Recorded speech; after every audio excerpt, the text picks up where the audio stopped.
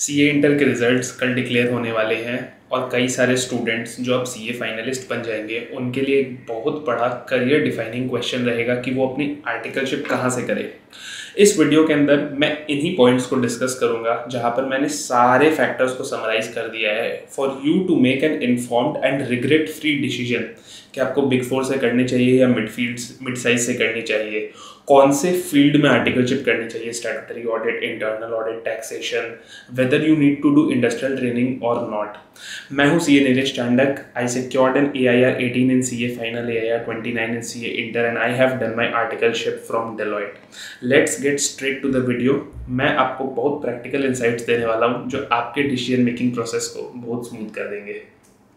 Okay, देखो यार friends, अभी जब आपके रिजल्ट्स निकलेंगी तो आपके सामने बेसिकली 3 क्वेश्चंस रहेंगे आर्टिकलशिप से रिलेटेड। नंबर 1 इज़ हमें क्या बिग फोर में जाना चाहिए या हमें किसी मिड साइज फर्म में चले जाना चाहिए। सेकंड चीज़ है हमें कौन से फील्ड में करना है। And third thing is whether industrial training now makes any sense और नॉट। ऐसा मैं इसलिए बोल रहा हूँ क्योंकि पहले 3 साल की आर्टिकलशिप हुआ करती थी तो लोग क्या करते थे, 2 साल किसी अच्छे फर्म में करके लास्ट का 1 साल इंडस्ट्री का एक्सपीरियंस लेते थे। बिकॉज 2 साल जब आपने फर्म में अच्छे से किया है तो आपको काफ़ी डिटेल के अंदर आइडिया हो जाती है कि काम क्या होता है, कैसे होता है, तो आप 1 साल के लिए जा सकते हो। But now that it is reduced, overall thing is reduced to 2 years, whether last के 9 महीने या 12 मंथ्स इंडस्ट्री में जाने से ऐसा हो जाएगा कि आपको दोनों ही तरफ का बहुत शैलो नॉलेज रहेगा या क्या। चलिए आइए डिस्कस करते हैं। सबसे first thing is articleship, whether you should do it from a big four और अ मिड साइज फर्म। मैं हमेशा रेकमेंड करता हूँ, if your score is good, if you feel you can get in to a big four, you must try to get in to a big four. मैंने खुद ने Deloitte से statutory audit में articleship की है and trust me friends, a big four articleship page you of a lot in the long run. Specially जब आप CA बनने के बाद जॉब्स के लिए जाओगे तो आपके बिग फोर की आर्टिकलशिप की बहुत अच्छी वैल्यू होगी। अगर मैं आपको कुछ एडवांटेजेस बताऊँ ना तो सिंपली आप ये समझ लो, the biggest advantage is the brand value. And trust me, अभी आपको सोच करके ये लग रहा होगा कि मुझे कुछ टेंजिबल बताइए, मुझे कुछ ऐसा बताइए कि काम क्या है क्या नहीं है, उसके ऊपर तो मैं ज़रूर आऊँगा।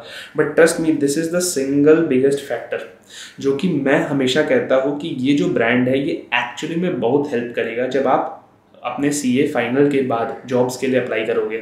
अ lot of the industries, a lot of the good corporates are actually looking for branded big four articleships because उनको पता है ये ब्रांड की क्या वैल्यू है। मैं आपको बताता हूँ कि वहाँ पर जा करके ना आपको प्रोफेशनल कल्चर समझ में आएगा। वहाँ पर जा करके आप जिस पेडिग्री के क्लाइंट से इंटरैक्ट करोगे, जिस पेडिग्री के लोगों से इंटरैक्ट करोगे, आपको वो चीज़ें समझ में आएंगी। आपको बहुत सारा एटिकेट समझ में आएगा to carry yourself, to handle situations, to deal with clients in meetings, जो कि अक्सर, मैं ये नहीं कहता हूँ कि ये सारी चीज़ें आप मिड साइज या स्मॉल फर्म में नहीं सीखोगे, मगर वो क्वालिटी का फ़र्क आपको दिख जाता है। एडेड टू दैट आप ये समझो, बिग फोर टेक्नोलॉजी में बहुत अच्छा इन्वेस्ट करती है। So you become well versed with a lot of technological tools. Excel के अंदर तो आप काफ़ी अच्छा हो जाओगे अगर आपने ऑडिट से बिग फोर में आर्टिकलशिप की है। उसके अलावा भी बिग फोर्स हर चीज़ के अंदर, be it any field, they have their proprietary tools. So आपको क्या टेक यूज़ करना बहुत अच्छे से आ जाएगा, which is a very very essential skill in today's time. एक फैक्टर और है जो मैं हमेशा कहता हूँ कि बिग फोर के अंदर करने से आपको बहुत बड़ा बेनिफिट है, एंड दैट इज़ कि बिग फोर के अंदर ना चीज़ें बड़े सिस्टमैटिक तरीके से होती है, at least on the paper. Ground reality के अंदर ठीक है, I know, I have been in Deloitte, I know a few things कि ठीक है, that is a part and parcel of work. But then for example जब मैं स्टैट्यूटरी ऑडिट में था तो हमारे हर ऑडिट के एंड में हमें ऑडिट चेकलिस्ट बनानी पड़ती थी। वो एक एक ऑडिट चेकलिस्ट एक एक स्टैंडर्ड ऑन ऑडिटिंग के ऊपर हुआ करती थी। एंड ट्रस्ट मी, अगर किसी ने उस पूरे चेकलिस्ट को गो थ्रू कर लिया ना, उसका वो पर्टिकुलर स्टैंडर्ड पूरा क्लियर हो जाएगा। अगर किसी ने डिलीजेंटली उन प्रोसेसेस को, उन चेकलिस्ट्स को, उन एसओपीज को फॉलो कर लिया, तो जो सिस्टम्स आप वहाँ पर सीखते हो ना, they train you a lot for your life in general. So long story short, the point that I'm saying is that a big four articleship, and when I say a big four, obviously there are other firms beyond the big four as well that are big in size and that are good. GT, BDO, चक्रवर्ती, लोढ़ा, ये सारे काफ़ी अच्छे firms हैं, आप इनको भी try कर सकते हो। But the point that I am saying is a big firm gives you a certain brand, gives you a certain launch pad जो आपके लिए लॉन्ग रन में बहुत बेनिफिशियल रहेगा। हैविंग सेड दिस, क्या मिड साइज फर्म का कोई benefit नहीं है? नहीं। आप समझो यार, big four versus mid size is like choosing between depth and breadth. Big four के अंदर आपको एक पर्टिकुलर डोमेन मिलेगा जिसके आप काफ़ी डीप में जा करके नॉलेज पाओगे।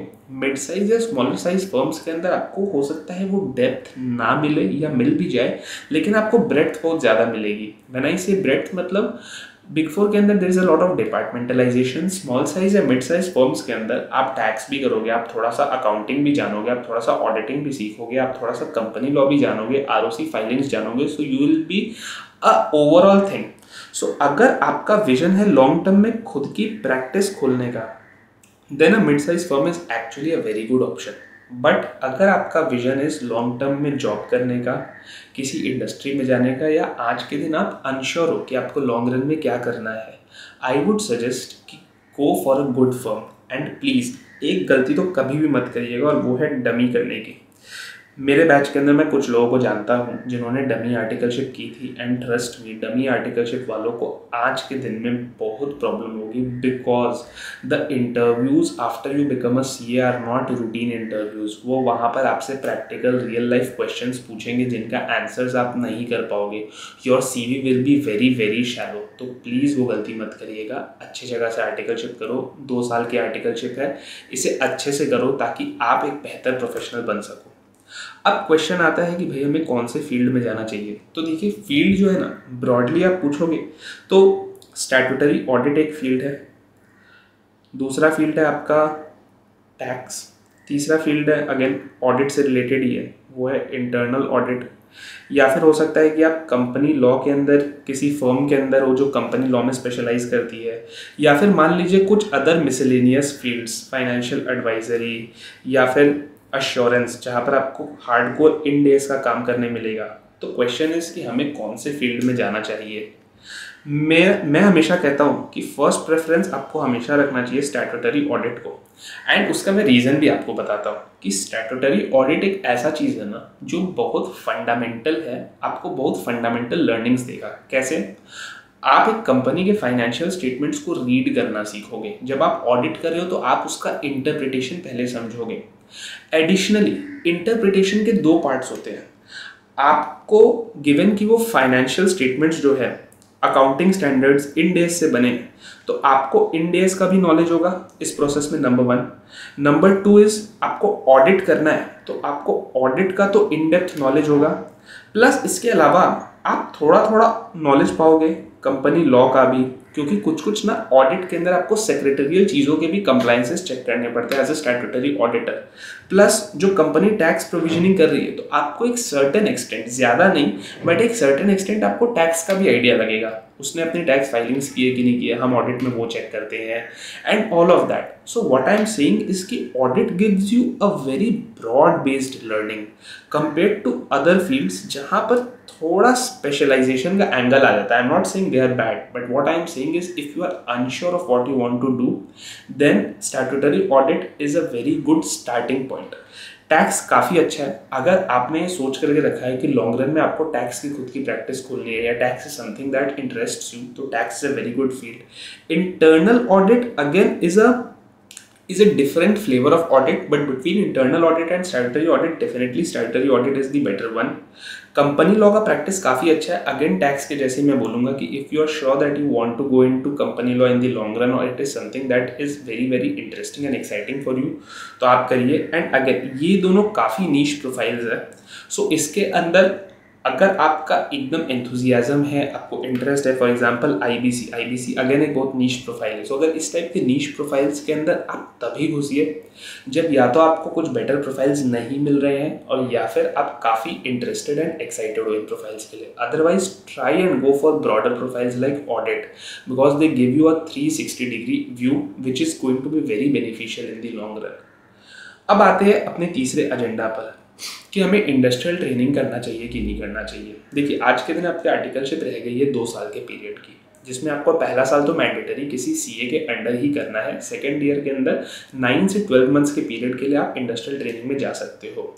पहले जैसा कि मैंने कहा था कि इन दी erstwhile regime it used to make a lot of sense because आपने 2 साल अच्छे से काम सीखा था।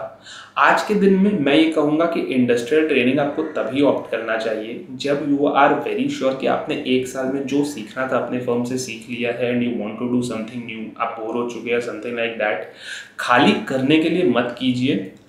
एडिशनली इंडस्ट्रियल ट्रेनिंग अगर कर रहे हो तो ये सोच करके करो कि मुझे किसी बहुत अच्छे जगह से करना है, because again this is a brand game. आप अगर अच्छे जगह से करते हो, किसी अच्छे कॉर्पोरेट में जाकर के अगर करते हो, तो वो जो ब्रांड है ना, that carries a lot of weight and that adds a lot to your CV in your CA final exam interviews.